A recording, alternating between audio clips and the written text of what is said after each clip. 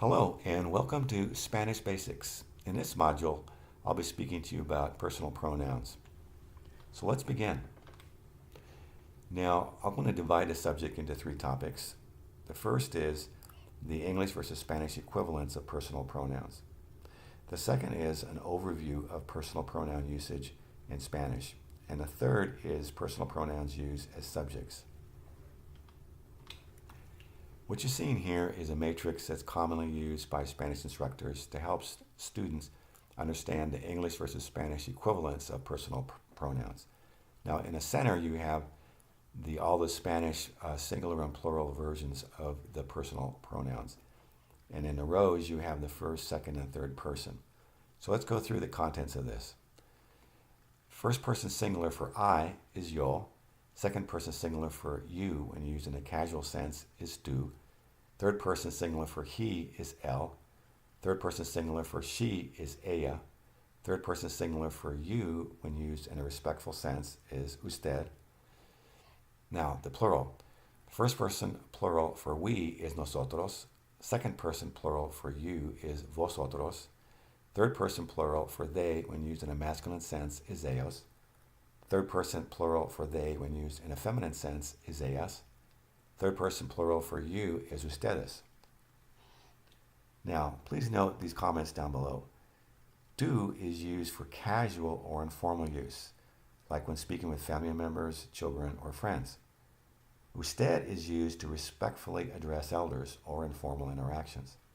Vosotros is primarily used in Spain. For all other Spanish-speaking countries, to use ustedes for the plural you. Now, in this slide, I'm giving you an overview of how personal pronouns are used in the Spanish. They can be used as subjects, as direct objects, as indirect objects, as reflexive pronouns, and as objects of prepositions. In this module, we'll be focusing on the first, using personal pronouns as subjects. These other areas will be discussed in other modules.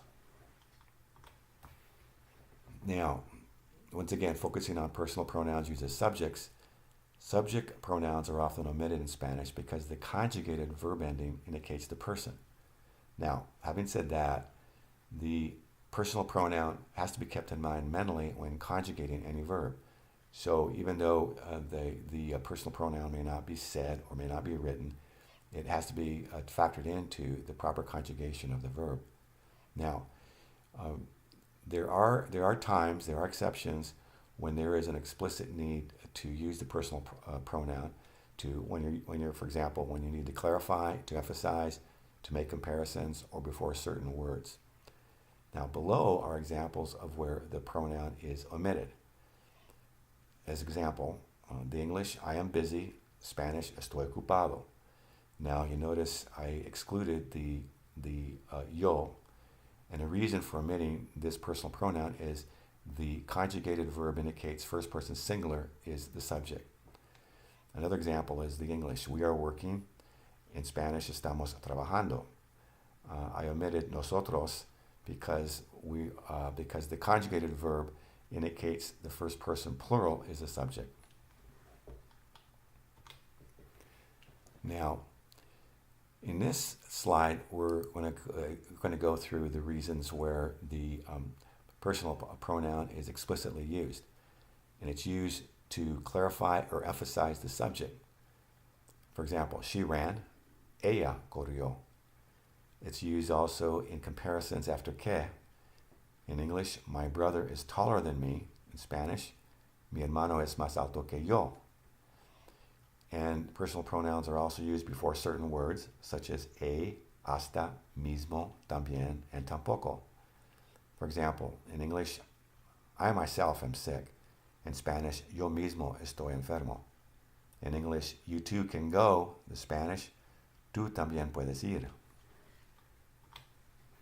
At this point, you've probably had enough of these rules, so we're going to switch the topic a little bit. I'm going to expand your vocabulary by reviewing with you the days of the week. So if you could, please reply on your end as I go through these. Monday is lunes. Tuesday is martes. Wednesday is miércoles. Thursday is jueves. Friday is viernes. Saturday is sábado. Sunday is domingo. Now, we're almost to the end of the module. I'd like to go to a refrain.